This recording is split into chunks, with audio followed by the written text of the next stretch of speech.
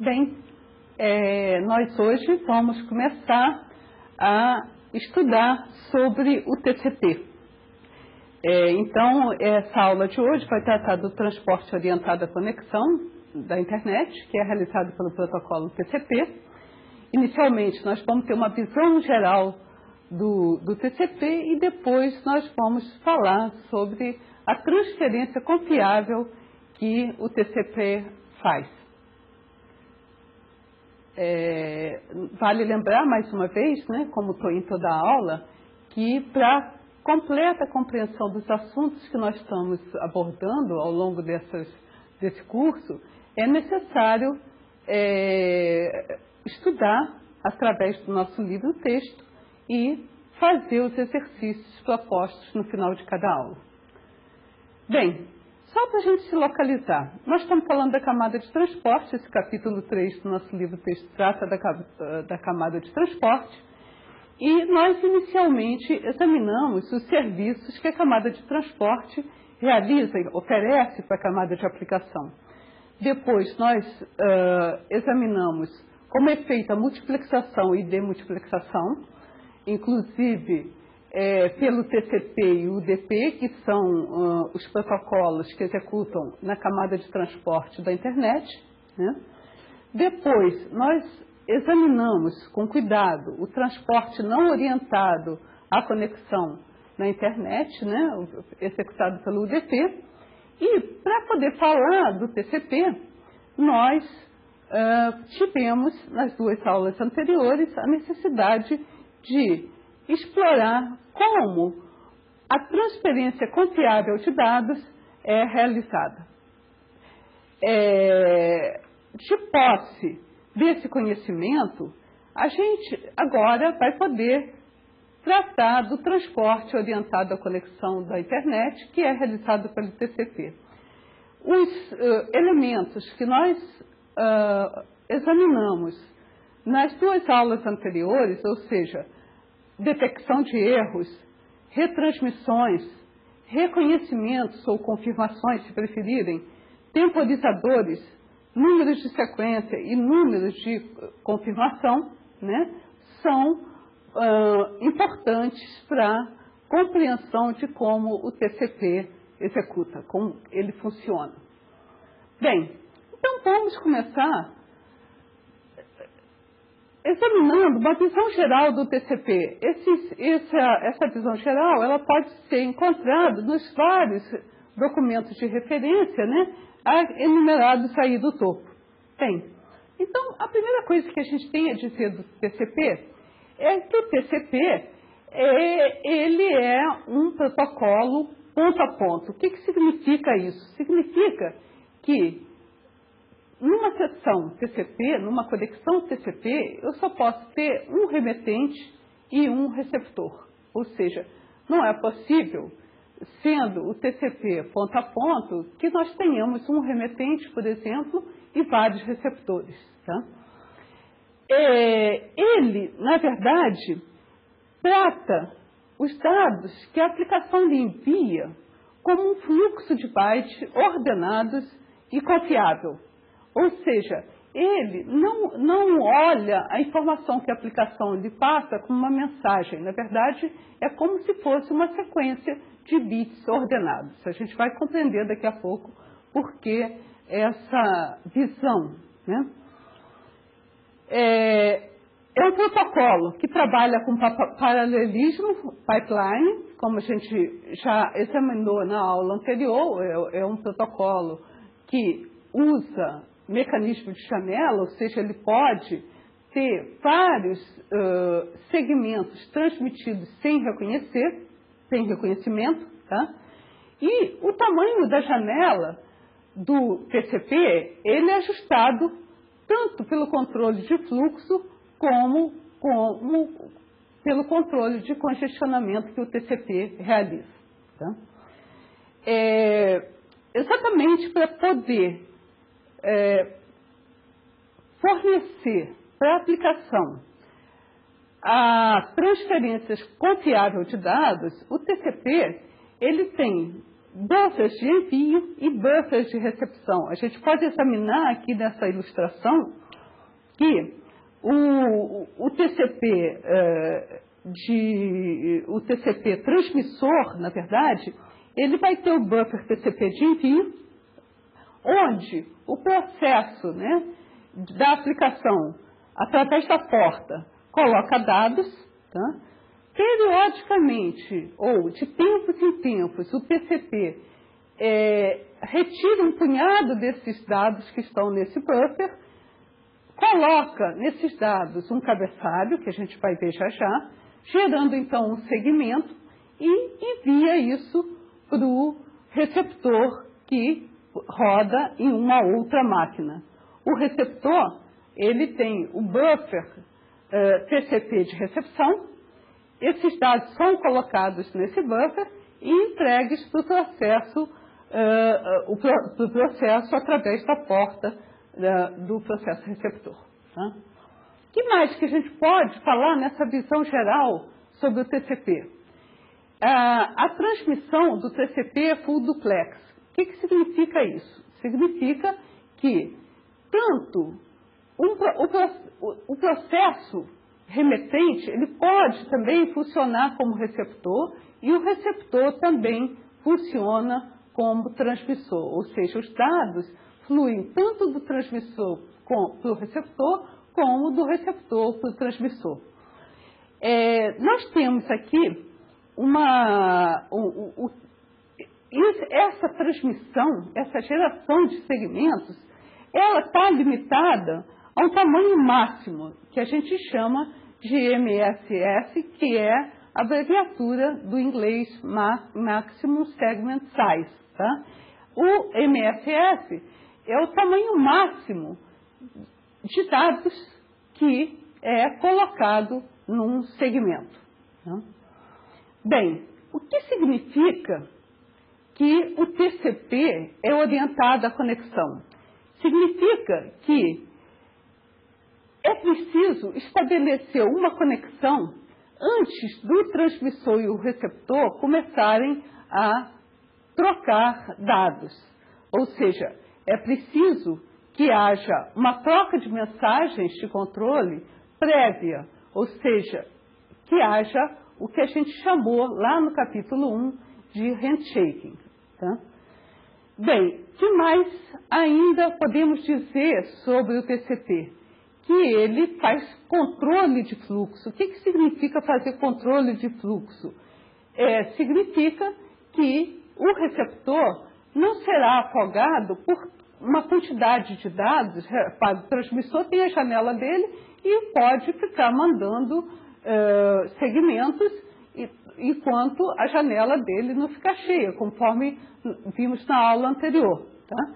Mas pode ser que o receptor não esteja em condições de receber a quantidade de dados que o transmissor esteja enviando. Nesse caso, o TCP vai ter um mecanismo de alertar ao transmissor que é preciso reduzir a quantidade de segmentos enviados. Então, o receptor não será afogado por dados emitidos.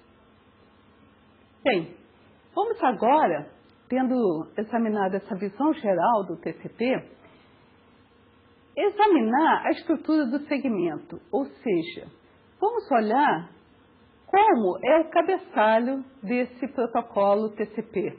Né? E, da mesma forma que o UDP,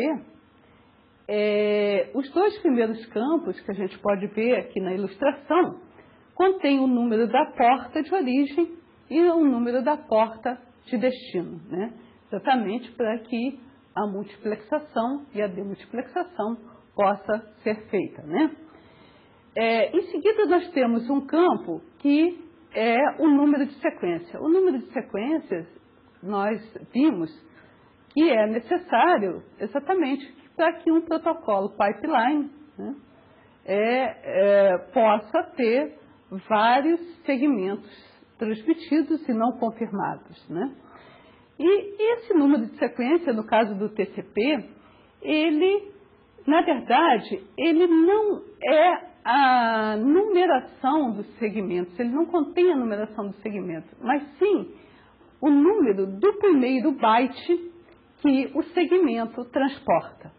Da mesma forma, o número de reconhecimento, que é esse quarto campo que nós podemos ver aí, ele também não carrega o número do segmento que está sendo confirmado. Tá? Ele carrega o número do próximo byte que está sendo esperado.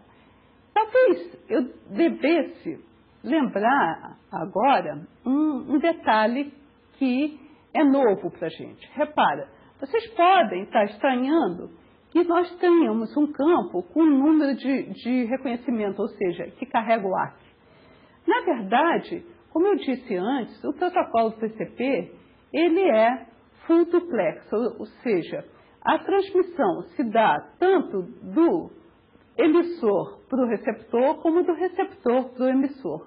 Então, se há fluxo, se há tráfego de dados nos dois sentidos, não há necessidade de estar enviando segmentos ARC que não carregam informação. Então, o que foi feito?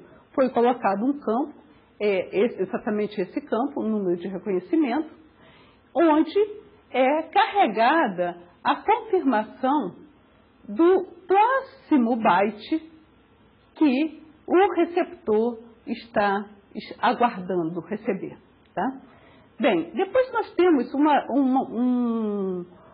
uma série de bits, né?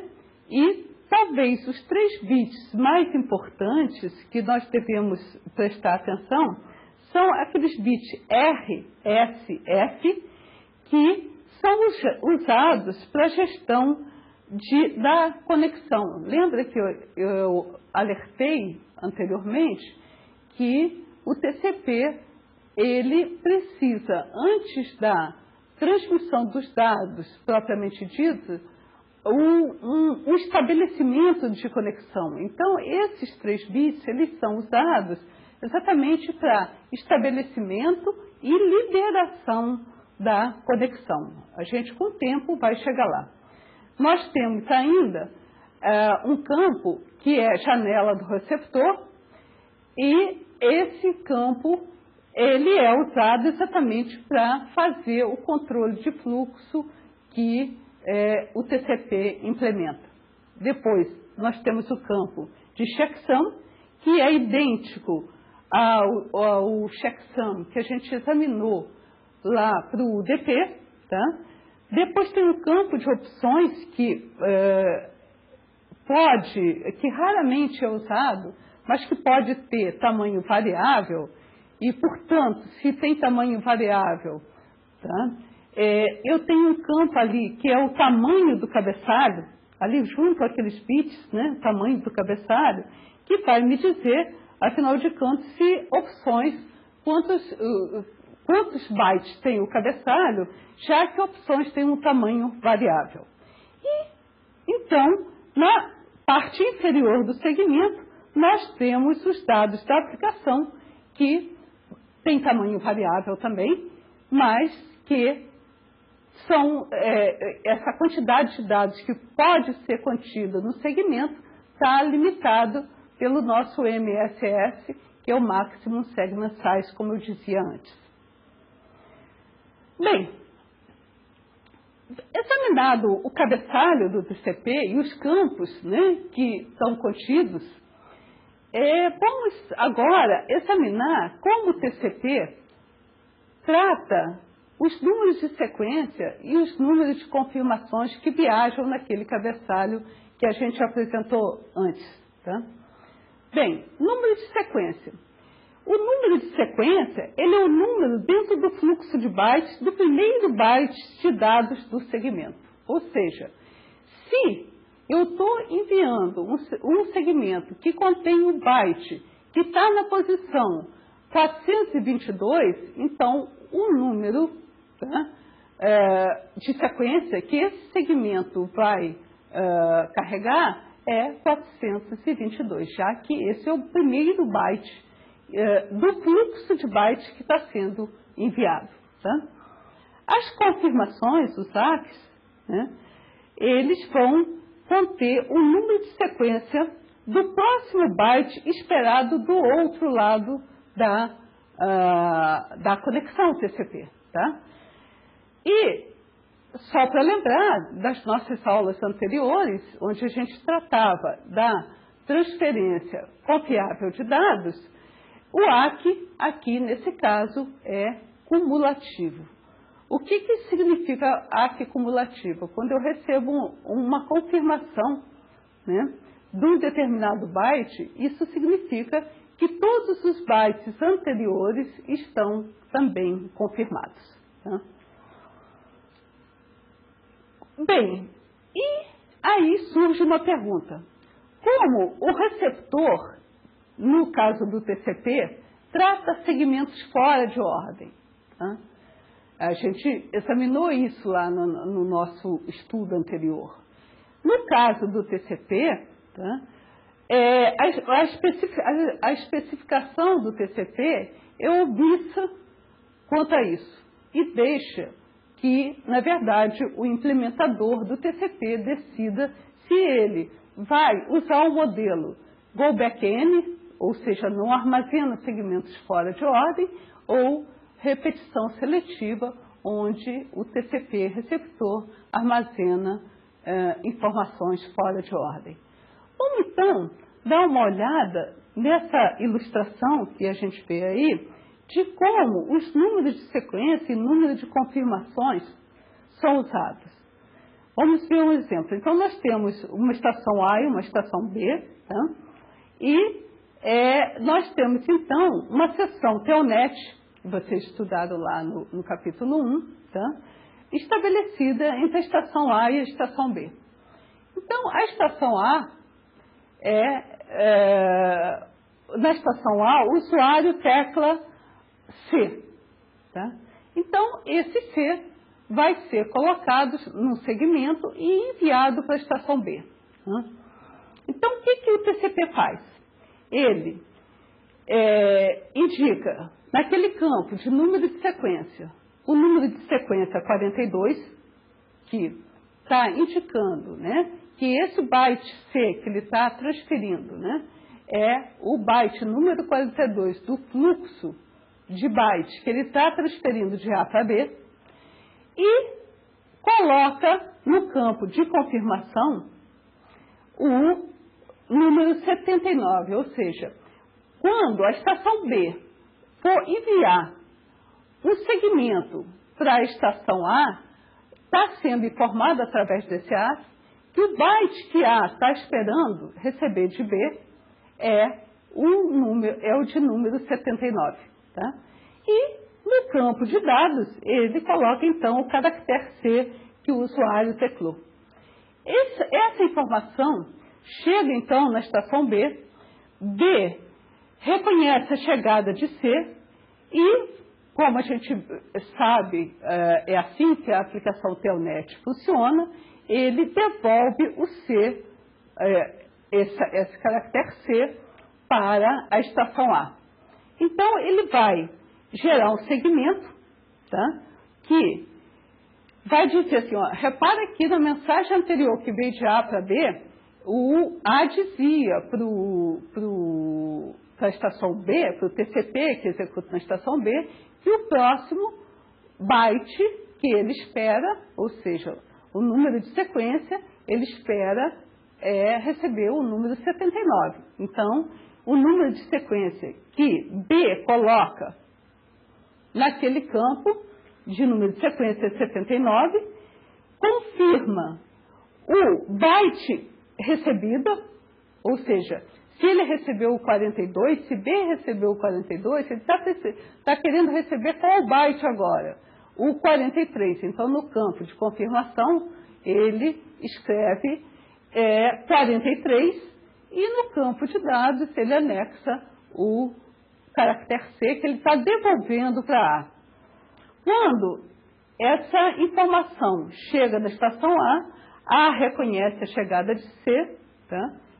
E então envia um segmento para B dizendo, olha, número de sequência que eu estou enviando é 43, tá? E estou confirmando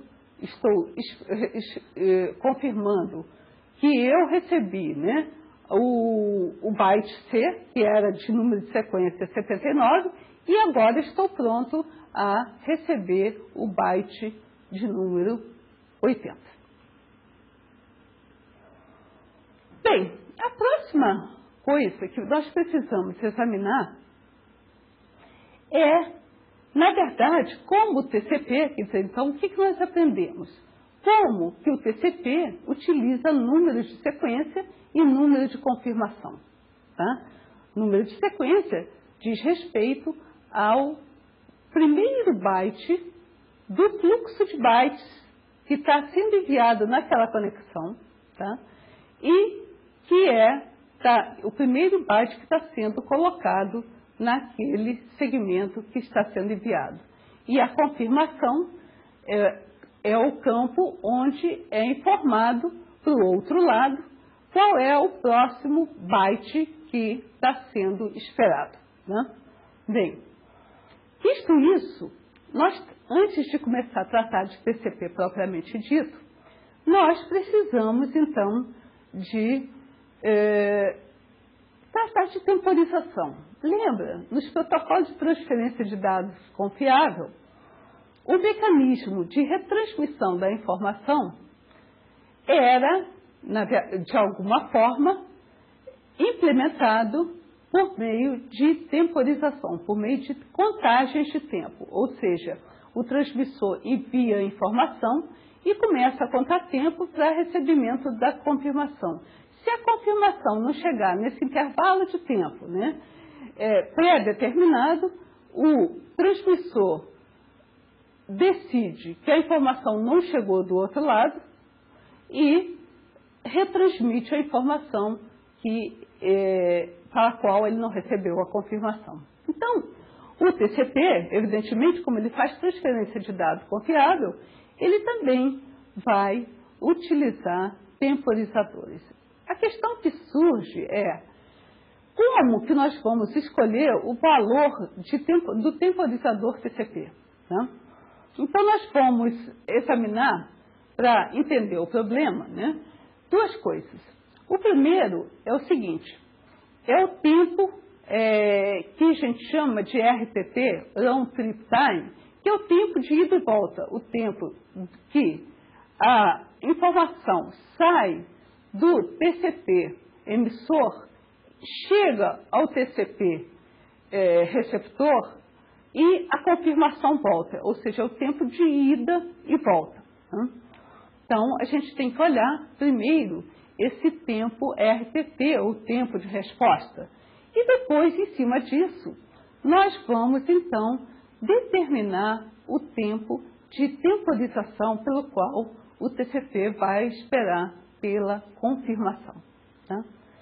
Bem, a primeira coisa que nós podemos afirmar é que a temporização, o tempo, né, de temporização, ele deve ser um tempo maior que o tempo de ida e volta. Tá? Por quê? Porque se esse tempo for muito justo, o que vai acontecer? Eu vou temporizar prematuramente e vou fazer retransmissões desnecessárias.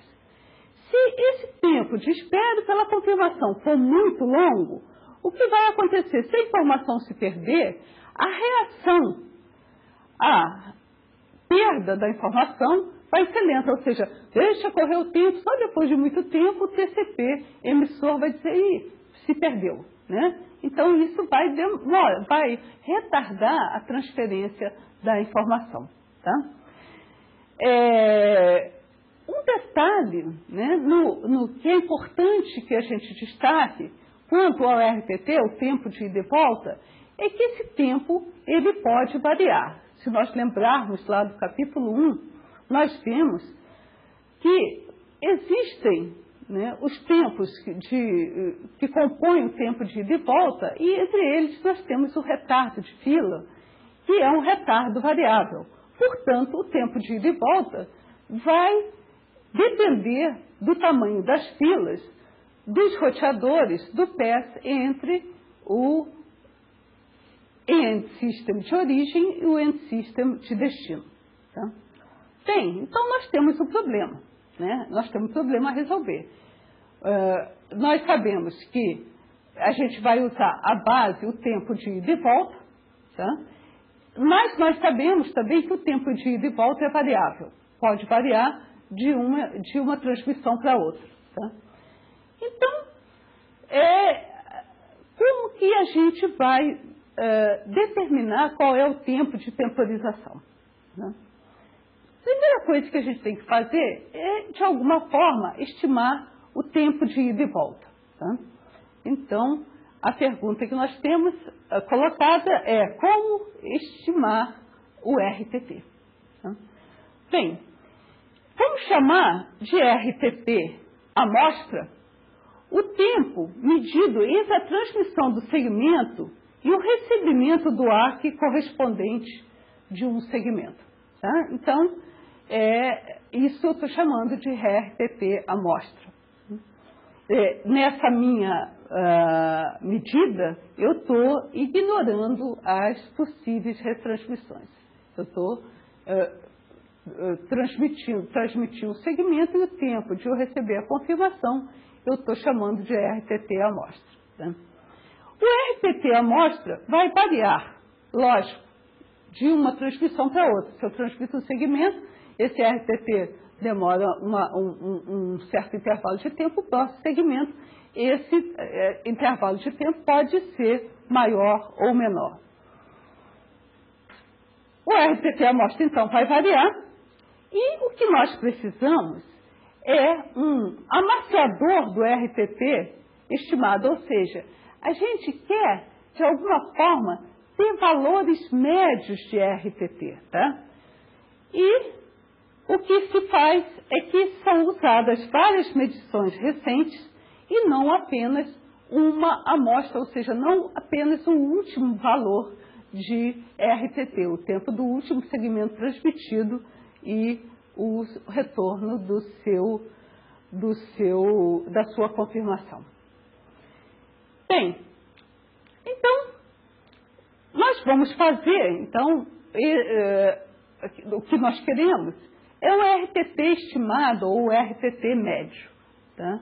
Então, esse valor vai ser dado através de uma média corrente exponencialmente ponderada, que é dada por essa equação que nós vemos aí no topo do slide. Ou seja, essa equação, ela pega o RTT estimado, o último RTT estimado, multiplica por 1 menos alfa. Alfa é uma constante que varia entre 0 e 1, tá? mais alfa vezes o RTT amostra, que é o valor do último tempo de ida e volta consumido pelo último segmento. Tá?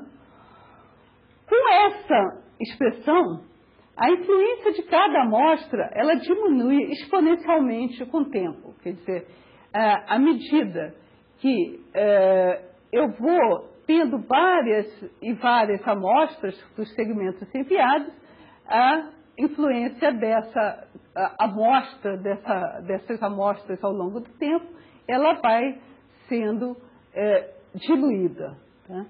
O valor típico usado pelo TCP para alfa é de 0,125.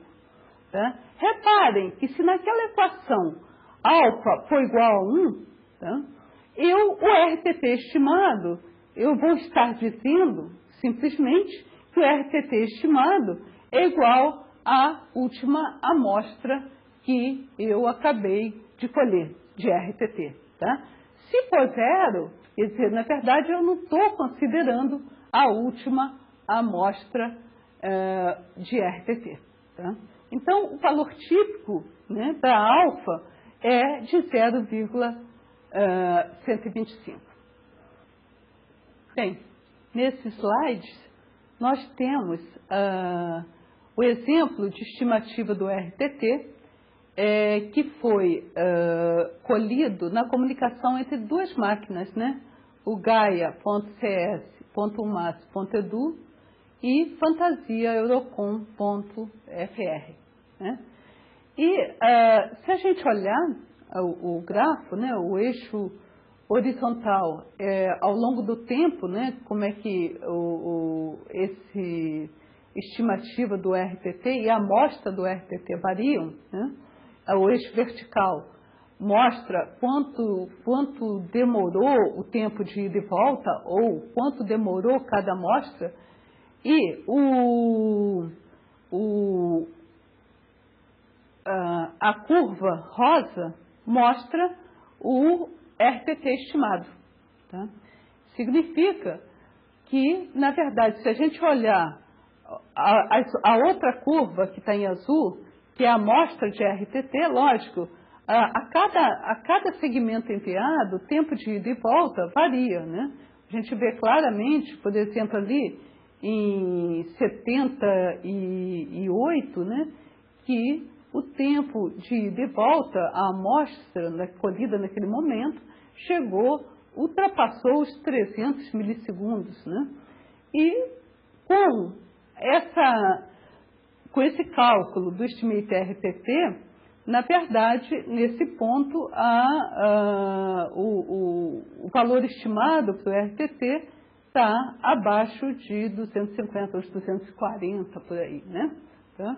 Então, a ideia, na verdade, daquela equação é, de alguma forma, amortecer essas grandes variações que a amostra do RTT pode e tem, né, ao longo do tempo. Então, essa curva em rosa é o amortecimento das amostras instantâneas do RTT.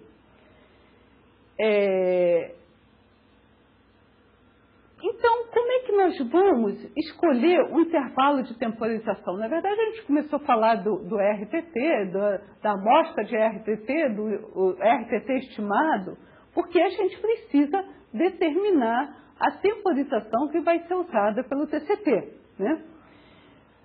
Bem, a gente tem, então, o RTT estimado, que é, na verdade, um valor médio, né, do tempo de ida e volta. Então, não basta usar o RTT. Você tem que ter, além do RTT estimado, uma margem de segurança para esse valor. Lembre que se a gente colocar uma temporização muito justa, a gente pode ter retransmissões desnecessárias e, se ela for muito folgada, a gente vai demorar muito a reagir quando efetivamente alguma perda ocorrer. Tá? Então, o RTT estimado, ele precisa ser acrescido de uma margem de segurança. Então,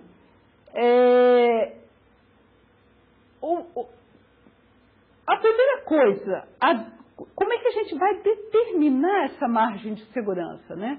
Então, primeiro, a gente vai estimar quanto o RTT amostra difere do DRTT desviado. E isso é feito novamente por aquela equação, ela é idêntica àquela que nós vimos antes, né? E a gente vai usar agora, nesse caso, uma constante beta, que também varia entre 0 e 1, tá? E que vai pegar o desvio RTT, tá? Que é o que a gente está determinando o valor médio, tá? Mais o quê? O desvio RTT multiplicado por 1 menos beta, mais beta vezes o quê? O módulo da diferença. Naquele momento, o que a RTT amostra foi medido e demorou tanto. E o RTT estimado que a gente obteve é um pouco mais baixo. Então, é essa a diferença. Tá? Então, beta vezes esse módulo dessa diferença entre o RTT amostra e o RTT estimado. Né?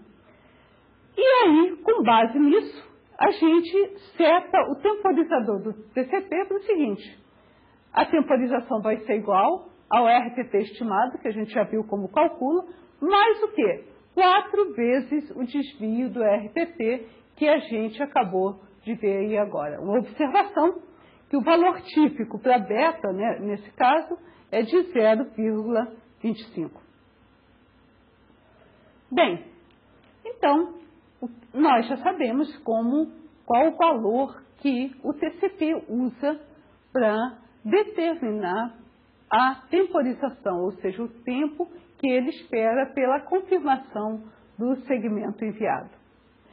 Com essas preliminares, a gente pode então começar a falar da transferência confiável que é implementada pelo TCP. Então, vamos lá? Na verdade, a primeira observação que a gente deve fazer sobre a transferência de dados confiável do TCP é que o TCP cria um serviço de transferência de dados confiável sobre um serviço não confiável do IP. O IP que está na camada abaixo da camada de transporte, na pilha de protocolo da internet, né? Que está na camada de rede. Então, o IP não é confiável. Significa o quê? Que o IP perde pacotes, que o IP entrega pacotes fora de ordem, tá? Então, o TCP está em cima e está dizendo para a aplicação, olha, eu faço uma transferência de dados confiável, mas o canal que está embaixo dele é um canal que perde pacotes, que desordena a ordem de envio de pacotes, tá? Bem, o que mais que a gente pode falar sobre a transferência de dados confiáveis do TCP? Como a gente viu antes, o TCP, ele faz a transmissão em série de segmentos, ou seja, ele é um protocolo pipeline. Tá? Ele também utiliza confirmações cumulativas, tá? E o TCP usa um único temporizador para as retransmissões. Tá? Então, não é cada pacote, cada segmento enviado que vai ser temporizado, apenas o mais antigo na janela de transmissão. As retransmissões do TCP, né, porque embaixo dele está o IP pode perder um pacote, eventualmente, então, é preciso fazer retransmissão. As retransmissões são disparadas por estouros de temporização, ou seja, se o tempo se esgotou, aquele tempo que a gente acabou de ver como se determina, se esgotou e não chegou à confirmação, estourou a temporização, o TCP vai retransmitir a informação. E também através de ACKs duplicados. Tá?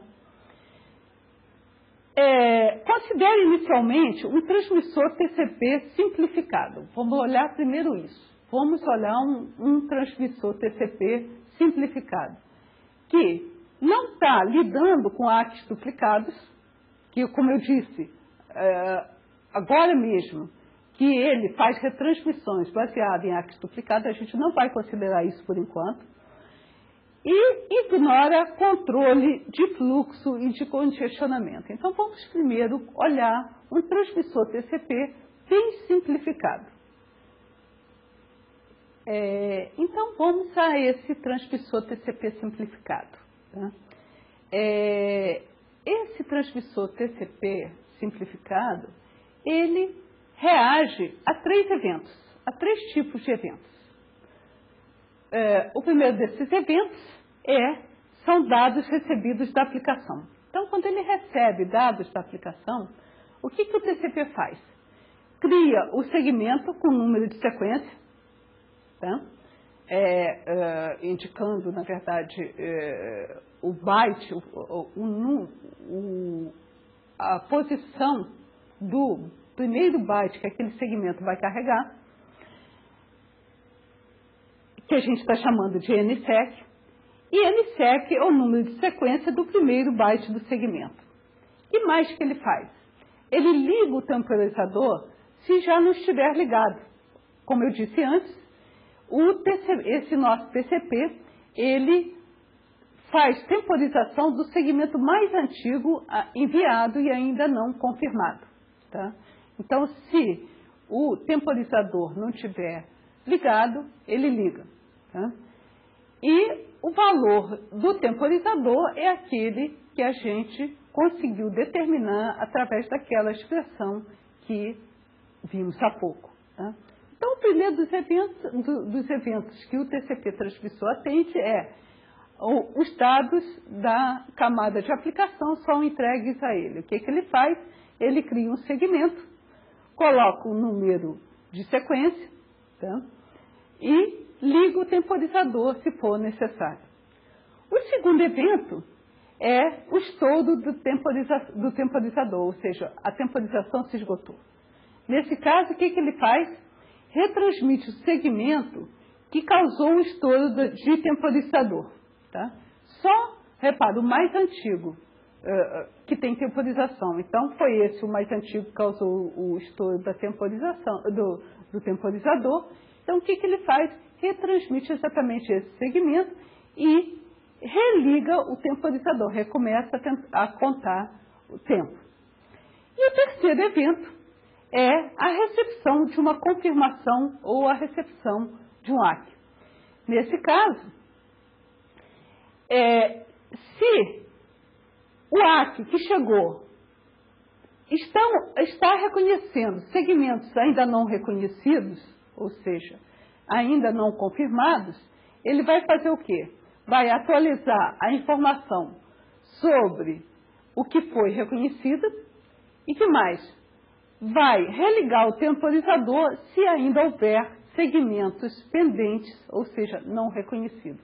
Ou seja, recebi uma confirmação, então recebi esse, aí eu ligo a temporização nos que ainda não foram confirmados, se houver algum segmento transmitido e não confirmado. Bem, aqui nós temos então o pseudocódigo do nosso transmissor TCP simplificado. A gente inicializa duas variáveis, nextSegNum, que vai receber o número de sequência inicial, e a variável sendBase, que também vai receber o número de sequência inicial. Depois, o nosso transmissor TCP vai ficar num loop eterno, tá? Onde ele espera que o evento aconteça. Né? Então, dependendo do evento, ele reage de alguma forma. Se o evento forem dados recebidos da aplicação acima, então o que ele vai fazer? Ele cria um segmento TCP com o número de sequência nextSegNum. Se a temporização estiver desligada, ou seja, se esse for o primeiro segmento que está sendo enviado, né, que faz parte da janela do transmissor, ele liga o temporizador e faz o quê? Passa o segmento para o IP. E que mais que ele precisa fazer nesse caso? Olha, se ele colocou um certo número de bytes, né, nesse segmento, né, então ele tem que atualizar nextSegNum. Ele atualiza nextSegNum, fazendo nextSegNum igual a nextSegNum mais o comprimento dos dados que foram colocados nesse segmento que ele entregou ao IP. Tá? Um outro evento é o estouro de temporizador. Nesse caso, o que o nosso transmissor TCP faz? Retransmite o segmento ainda não reconhecido com o menor número de sequência, ou seja, o segmento mais antigo. Lembra que eu só tenho um temporizador e esse está associado ao segmento transmitido o mais cedo, ou seja, o mais velho segmento transmitido e ainda não confirmado. Tá? E, nesse caso, ele precisa necessariamente reiniciar o temporizador. O terceiro evento diz respeito a ele ter recebido um ACK, tá? Uma confirmação, com valor no campo de confirmação igual a Y. Nesse caso, então, ele vai fazer o seguinte: se Y é maior que o sendBase dele, sendBase, lembra, é o número de sequência, né, na verdade, que ele está, é o número de sequência do segmento mais antigo que ele enviou, né? Então, se y é maior que sendbase, tá? Ele faz sendbase igual a y, porque todos os dados de sendbase até o valor y estão sendo confirmados. Isso é uma confirmação cumulativa. Tá? E se houver segmentos ainda não reconhecidos, ele precisa religar o temporizador. Tá? Do lado esquerdo, nós temos alguns comentários, né? E a gente diz ali que sendbase menos 1 é igual ao último byte reconhecido cumulativamente. Tá?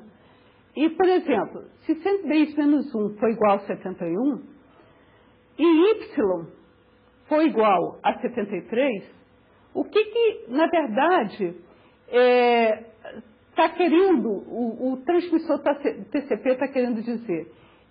Que o transmissor TCP, ele vai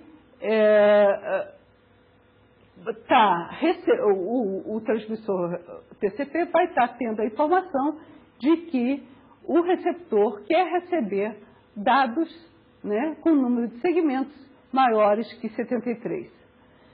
Y igual a sendbase, tá? Y maior, que sendbase, significa que novos dados foram reconhecidos. Então, nesse slide, nós temos cenários de retransmissão do nosso TCP. Tá? Do lado esquerdo, nós temos uma conexão TCP, onde a gente ilustra uma perda de um ACK.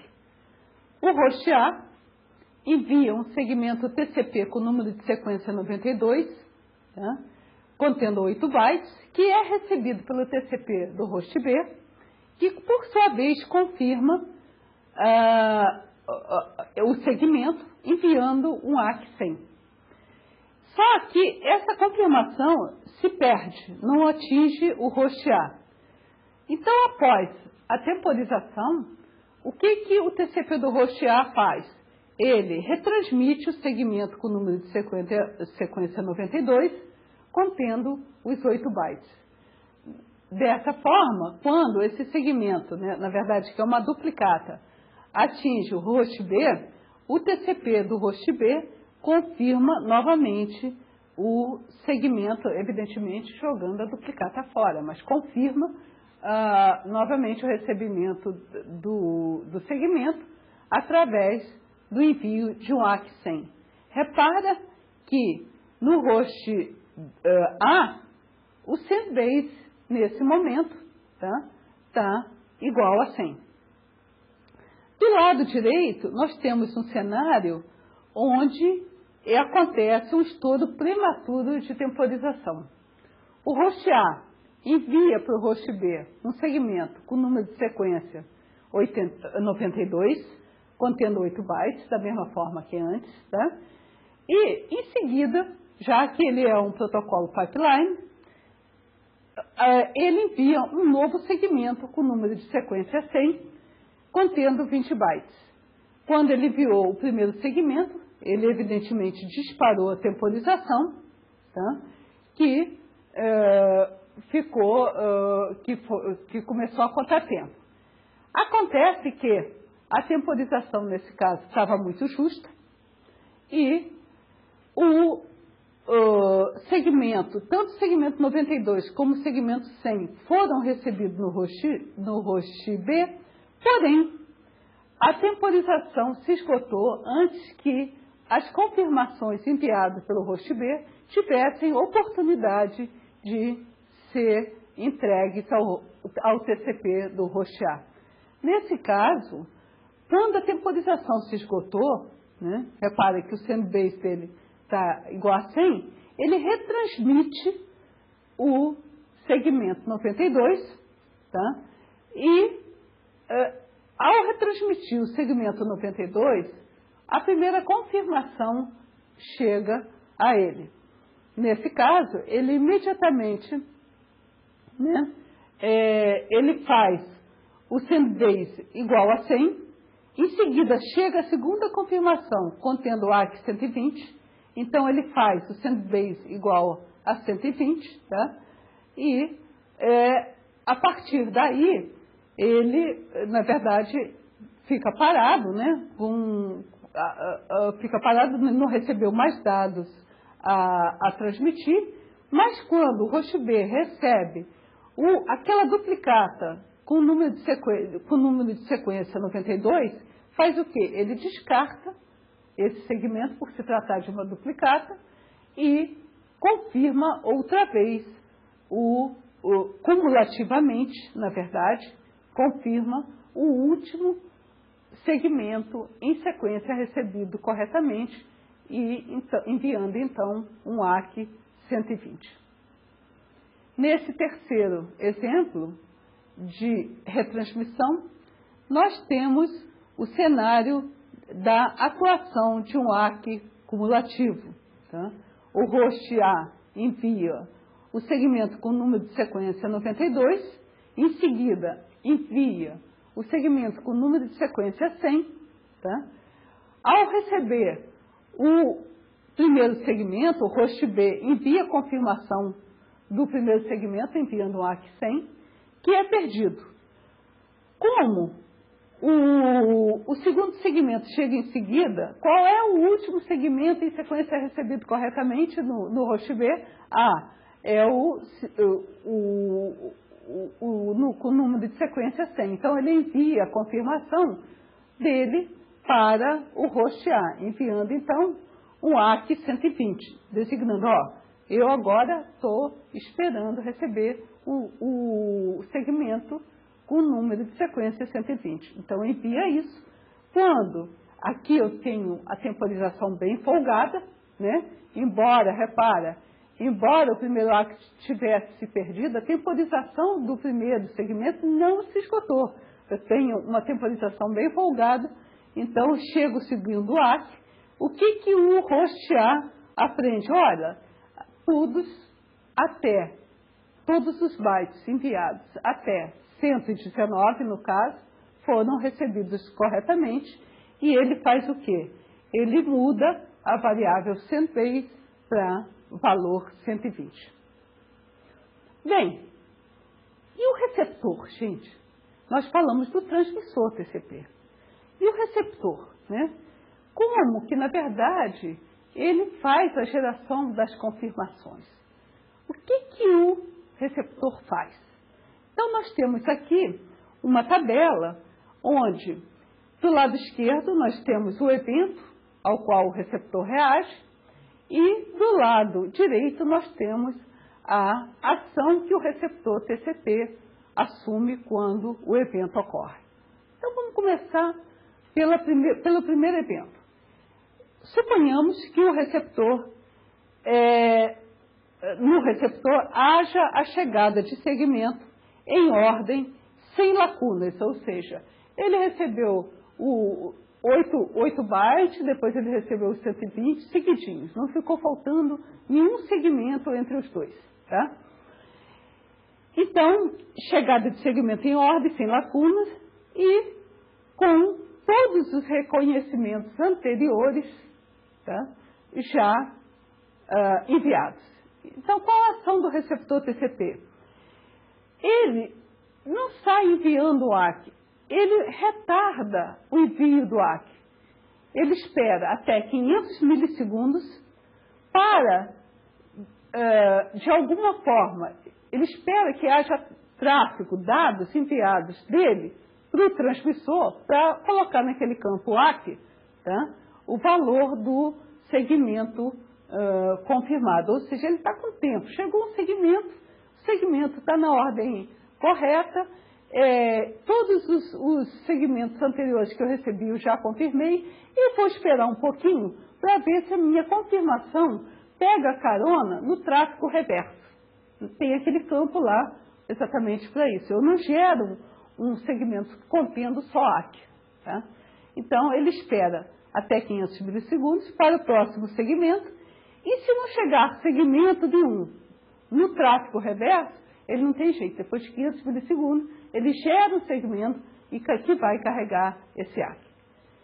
O segundo evento, chegada de segmento em ordem, sem lacunas, mas um ARC retardado pendente. Ou seja, eu recebi um segmento e não mandei imediatamente a confirmação.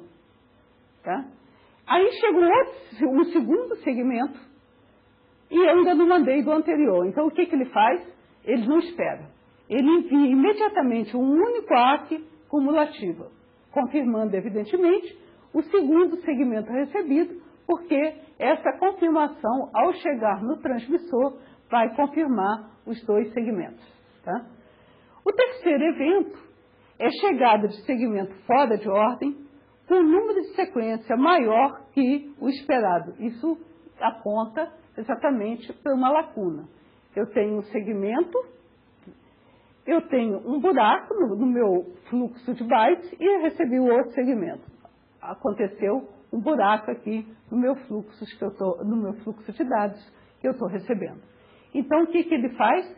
Ele envia um ARC duplicado, indicando o número de sequência do próximo byte esperado. Ou seja, ele confirma o último byte em sequência recebido corretamente. Ou seja, ele confirma o segmento antes do buraco, antes da lacuna. Tá? E o quarto e último evento ao qual um receptor TCP reage é chegada de segmento que preenche uma lacuna parcial ou completamente. Ou seja, eu tenho, na verdade, um segmento, um buraco, que pode ser de um ou mais segmentos, e um outro segmento recebido. Tá? Então, o que ele faz? Ele gera imediatamente uma confirmação se o segmento que ele acaba de receber, tá, ele se encaixa no início do buraco, da lacuna. Bem, agora nós apresentamos, na verdade, o transmissor TCP, que era simplificado.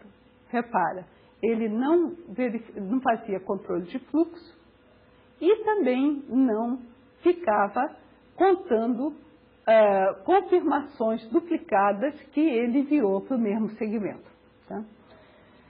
Então, vamos, de alguma forma, tornar mais realista o nosso TCP. A isso nós vamos chamar de retransmissão rápida. Tá?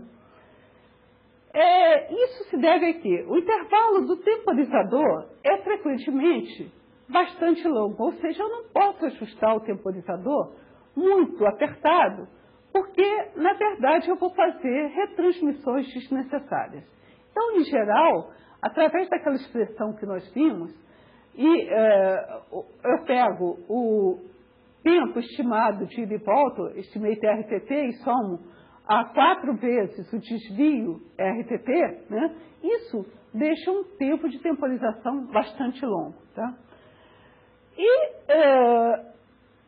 Isso vai fazer o quê? Longo atraso antes de retransmitir um pacote perdido. Se o pacote realmente foi perdido, eu tenho que ficar esperando que a temporização se esgote do jeito que o meu protocolo estava, e aí enquanto a temporização não se esgotar, eu não tenho, transmissor TCP, como retransmitir o segmento, tá, que foi perdido.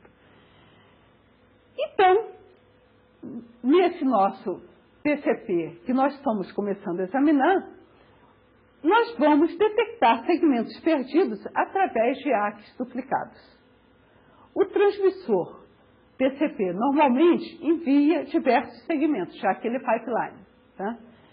Se um segmento se perder, provavelmente haverá muitos ARCs duplicados, ou seja, quando no receptor vai ficar uma lacuna, o segmento não recebido, e eles começam a receber os demais segmentos enviados, e aí o que ele faz? Ele confirma o último segmento em sequência recebido corretamente, o antes da lacuna, antes do buraco que corresponde ao segmento perdido.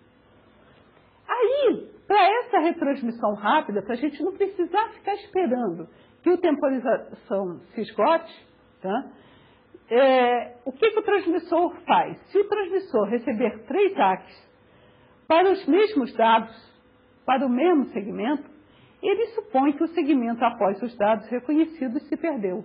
Então, está aí uma forma de agilizar a retransmissão de um segmento, não ficar esperando que a temporização se esgote. O temporizador mandou o segmento chegou no receptor, aí mandou um outro segmento, esse se perdeu. Então, e os demais que foram posterior ao que se perdeu, chegaram.